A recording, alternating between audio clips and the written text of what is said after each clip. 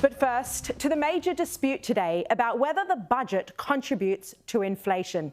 Inflation, the greatest challenge facing the Australian economy and families today. And not just Australia, this is, of course, a global problem. And last night's budget comes against a backdrop of concerns globally of a recession. There's $40 billion in extra spending in the budget over the next 4 years. The first stimulus package by the Rudd government, $10 billion. So the question is this $40 billion of new spending inflationary? Will it act like a stimulus on the economy? And therefore, could it lead to rate rises? This is an important question that's been at the centre of political debate today. The government is also increasing job seeker payments by $40 a fortnight, only $10 less than the Morrison government provided during the COVID pandemic. And this payment was designed to stimulate the economy. Well, let's turn to what economists and business chiefs have said today. The BCA chief, Jennifer Westacott, says while short-term the budget may work to reduce inflation, in the long term it's likely to increase. There's a risk here because if you, in the short term, clearly there's downward pressure on inflation, but over the long term, if you put $40 billion of extra spending into the economy, logic tells you that that's got to put some greater risk for inflation, and then, the Reserve Bank has to respond to that, so potentially you run the risk of hurting the people you're trying to actually provide relief for. Economist Chris Richardson, who will join me live tonight, he says this is a large amount of money to go into the economy and the RBA is going to be looking at it closely. He told The Australian that roughly for every $6 billion spent, the RBA might look to increase rates by 0.25%. So he thinks, again, this budget could be inflationary, not necessarily because of the welfare to the vulnerable, but because there haven't been cuts or taxes elsewhere to counter it. That extra money into the economy, not offset by tough decisions, I think is an inflation risk, and I think it risks bringing the Reserve Bank back off the bench. OK.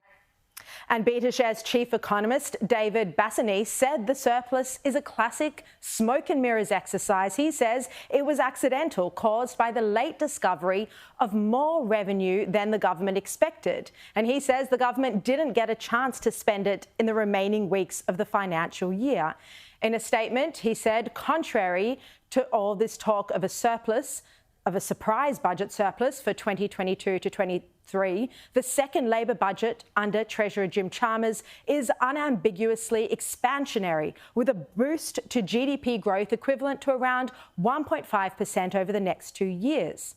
He said this adds to the risk that the RBA will feel the need to raise interest rates at least once and possibly twice more in the coming months. But the Prime Minister and Treasurer today argued strongly that the budget is carefully calibrated and, in fact, lowers inflation by 0.75%. The Treasurer, Jim Chalmers, hinted he'd confidentially spoken with the RBA Governor as he was preparing the budget.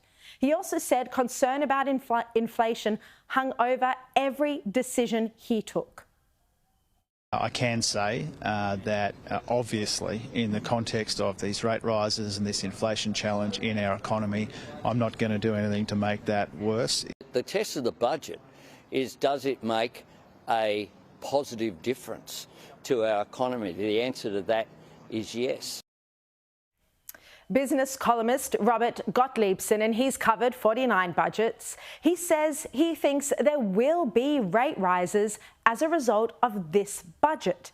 He writes, given the big spending of the government, I believe the balance of probability is that inflation will not fall as expected in the budget, and there is a risk that a shocked Reserve Bank will not cut rates and may even be forced to raise them. He writes the blame will sit squarely on government spending. And The Australian's political editor, Simon Benson, agrees with him. He says what might otherwise be called stimulus in other times has been rebranded as Treasury as inflation-busting policy. Unsurprisingly, the opposition also says the budget does add to inflation. The opposition argues that this is because the government is spending $2 for every $1 saved. Under this budget, at the very least, we know that interest rates will be higher and for longer, which is going to be a double whammy for Australian families. They're already $25,000 worse off under this government. There was nothing for them in the budget last night. They are fueling inflation. And this is why there's no sense blaming the Reserve Bank governor, because inflation hasn't come out of Ukraine, it's come out of Canberra. And as I mentioned, I've got the Shadow Treasurer Angus Taylor on my program tonight. Now, the opposition is also criticising the government, as you just heard, for not helping out Middle Australia enough. And it's true, there is not much help for average families. The assistance is targeted to the most vulnerable. But the opposition can't have it both ways. It can't demand more spending to relieve the cost of living pressures on families at the same time as attack the government for adding to inflation. It's nonsensical. That's politics, of course. And it's also been quite absurd watching many interviews today where journalists also jump from attacking the government over contributing to inflation by spending on welfare, on JobSeeker, to then demanding to know why more hasn't been spent. The broader reality to this budget discussion, though, is that there are still grave concerns about a global recession. And if that were to unfold, these numbers, these forecasts would be somewhat meaningless.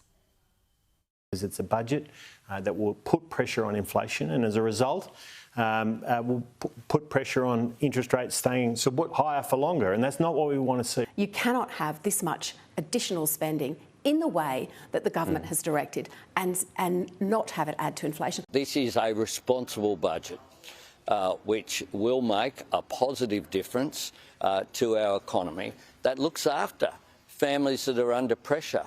Now, which of the measures that we've put in place, the responsible measures, should we have not done?